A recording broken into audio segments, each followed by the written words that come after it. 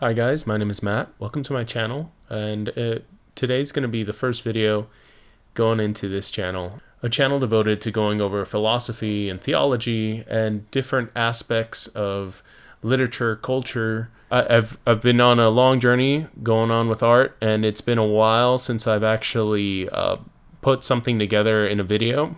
For a little bit, I had to take a break off of being on social media.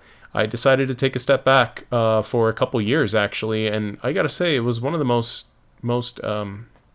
fruitful things that I think I could have done. I guess you never realize how much social media like infiltrates your life and saturates it completely. And I guess going along with the theme of social media and the state of the modern world, I created this piece. It's called All Is Known. But essentially what this is it's a commentary on AI and how it's just kind of completely just taking over a lot of jobs. And so I just thought I'd do something and make a piece about it, I guess.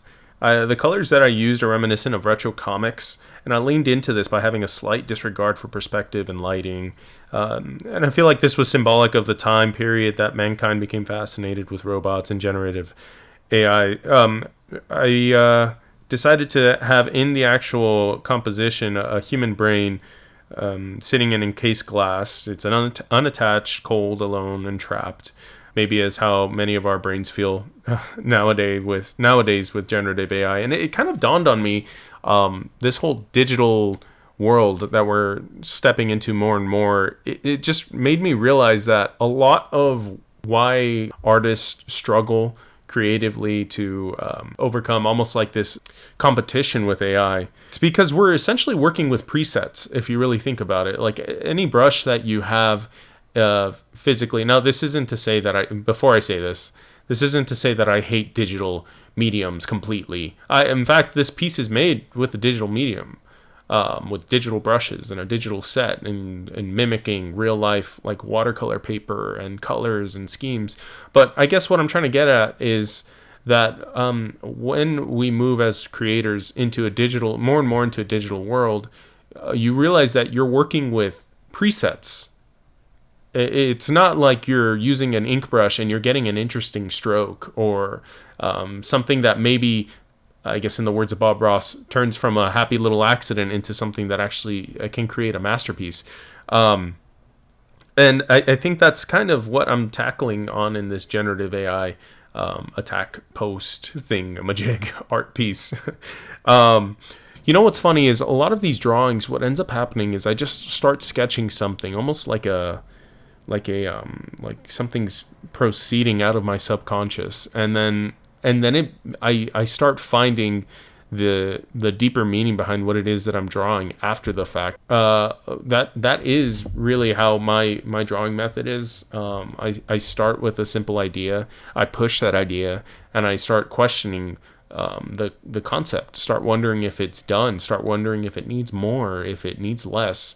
And so that's kind of what you see here with the Pinocchio nose coming in. It's almost as if this like house is lying for some reason. What is it lying about, you know? And so we start pushing into the drawing. I gave it a solitary lamp hanging from the ceiling and a drawstring cord hanging on the other side. One eye is representing where we're currently at. One eye is representing that the room is fully lit, and the other eye is representing the option to turn off that.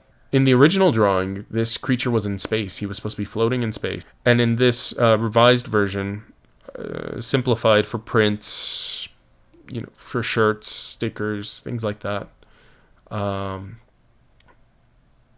it's almost ambiguous. You see the dark and the blue background. It's implied, but it's not really there. Needless to say, the only light source that we're seeing in this place is coming from the eye. There seems to be a light source coming off from the distance somewhere, and that leans into the space aspect of this drawing. But I wanted to give the viewer a chance to look into the head of this robot, to see that it's empty, to see all that it is doing is reflecting the outside world. And if you zoom in, you see that the carpet on the inside of the second floor is just the sun. If this thing is floating in space and there is a star that is orbiting, or let's say it's the sun, all that it can do is represent or reflect what it is that's in the outside world. It can only be a passive observer and not actually create and step outside itself. And so that's kind of the drawing, or the idea behind the drawing.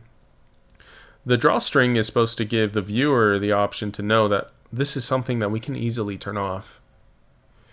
And I think that's something that I even forget to remind myself, is that whether it's ChatGPT or, whatever fancy generative AI model you're using or anyone uses or the business world is using, these are things that we don't have to subscribe to. We don't need to have any of this stuff, this garbage. We don't need AI. We don't need social media. We don't need all of this stuff. I left the bottom of his mouth intentionally vacant because this thing doesn't know how to create. It can only spit out what it's been given. And that's where the text starts coming into play. And so I decided to use that, all is known. But moreover, it had something more profound to me, almost as if, like, the robot is declaring to us that the limits of human knowledge are here. They have arrived. And that's what I find even more maybe ironic, is the fact that we made this. And it is almost telling us that we are at our capacity. So that's why I decided to put it in bold. And again, if you've looked into my art, or you may know, Cosmic Anchor is going to be all about secret codes and hidden messages and symbols and different things like that hidden in the art pieces. Out of the mouth of this robot, you may be able to see that there's some binary streaming out of it. And that binary actually reads, it reads AI sucks. So that was just my little Easter egg. And so you might be wondering what the binary is now, besides where it says all is known. It's going to be Matt right there on the left, M-A-T-T, and Yepez, Y-E-P-E-Z on the right, as a little signature. And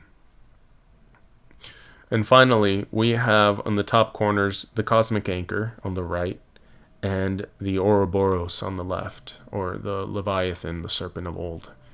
There's going to be more to come about that. That is just a couple symbols there. But yeah, thank you so much for listening. There's going to be more in my bio about my Etsy shop, my Instagram, and my Adobe portfolio if you want to know more about my art. Thanks again. And anyways, God bless you guys. Hope you guys have a good day.